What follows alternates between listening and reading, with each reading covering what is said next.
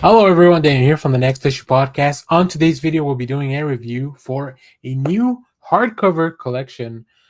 We call them Giants. This is a book written by Karen Gillan with art by Stephanie Hans, letters by Clayton Cowles.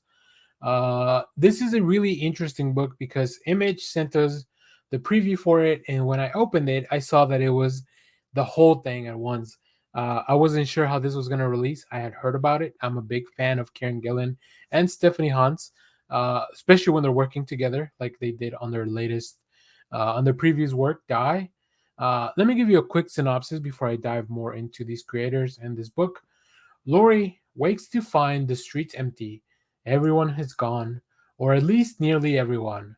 She's thrown into a world where she has to scrape by in the ruins of civilization, nearly starving, hiding from gangs when they arrive. That's right. As you could probably tell, that's the Giants.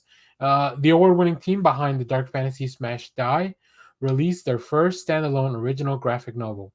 So, this is a complete OGN. You're getting the whole story here. The book is it's 104 pages. Actually, for a hardcover, this is going to be very reasonably priced. I see here MSRP is $20, which I don't normally talk about price, but when you're buying a collection, I think it's important to know kind of what you're getting into. So if you have a deal with your shop, where you get maybe a little discount for having a pull list or something, it's a pretty good deal. The story itself is like maybe 90 pages or so. So you can think of it as maybe four issues of four different comic issues, which is still around $20. But this is in a nice hardcover collection that's going to be really fun. All right, now that we've talked about all the logistics, let me tell you about the book itself. The best recommendation and the best review I can give this book is once I started reading this, I had to finish it through. I was reading this late, a Sunday night, as I mentioned. Image was kind enough to send us a review copy. I had already planned to read it, but the weekend got away from me.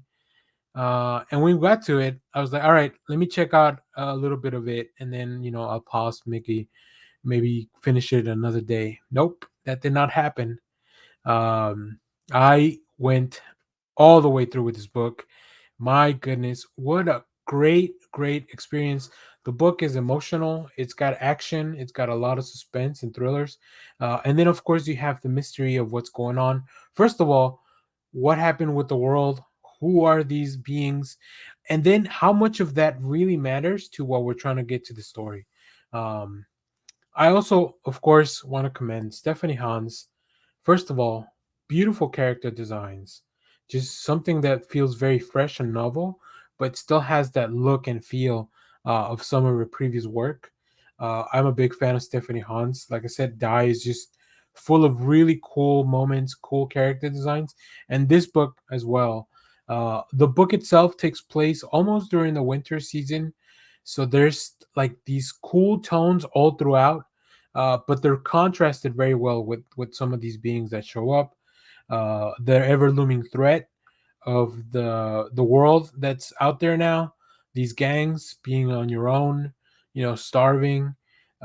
There's a moment in here where I called back, and I maybe Karen's talked about this.